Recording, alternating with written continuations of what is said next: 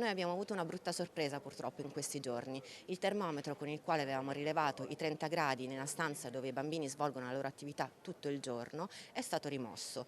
Ci è stato detto che poteva essere per un malfunzionamento apparente del termometro, abbiamo provveduto come genitori ad acquistarne uno nuovo, lo abbiamo portato in struttura per poi scoprire il giorno dopo che comunque era stato rimosso. La sala grande in un sottotetto, due pinguini che da soli non riescono a raffreddare la grande stanza dove i bambini piccolissimi dell'asilo nido svolgono le attività e dove alle 8 del mattino il termometro segna già 30 gradi. Quello stesso termometro che è stato fatto togliere perché portato dai genitori, mentre le misurazioni sono consentite solo ad addetti comunali. Peccato però che queste misurazioni non le vediamo, quindi andiamo a chiedere fortemente che vengano effettuate le misurazioni e che si effettuino i lavori durante il periodo di chiusura della struttura, così come fu fatto nel 2022 per dei lavori di ammodernamento dell'impianto elettrico che portarono alla rimozione delle pale a soffitto, anche promettendo una predisposizione per l'impianto di condizionamento fisso di cui poi non si è fatto più nulla. Speriamo tanto di essere ascoltati. Dal comune infatti la nota in cui viene spiegato che il monitoraggio nelle strutture educative comunali prosegue e proseguirà.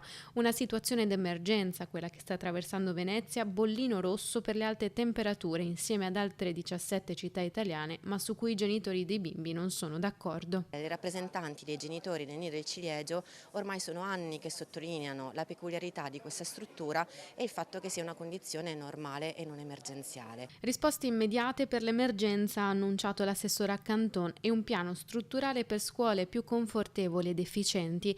Il sindaco Venturini, a un mese esatto dal suo insediamento, annuncia che entro 5 anni tutte le strutture comunali verranno adeguatamente attrezzate. Caldo che colpisce anche gli stessi lavoratori nelle strutture con mancanza di sicurezza per la salute. La UIL ha inviato una lettera al prefetto. Situazioni paradossali, siamo arrivati a toccare i 40 gradi in una lavanderia del nido Fiordaliso, siamo arrivati a 40 gradi nel nido Melograno, in cucina, siamo arrivati a 38 gradi nella scuola dell'infanzia Volpi e potremo fare un elenco che non finisce più. Abbiamo chiesto al Comune di Venezia di intervenire e di ridurre l'orario di apertura del servizio, evitando le ore più calde. Da CGIL e CISL invece l'appello affinché l'ordinanza caldo emanata dalla Regione venga realmente applicata. Dalla CISL la denuncia proprio per la scarsa applicazione delle prescrizioni di sicurezza.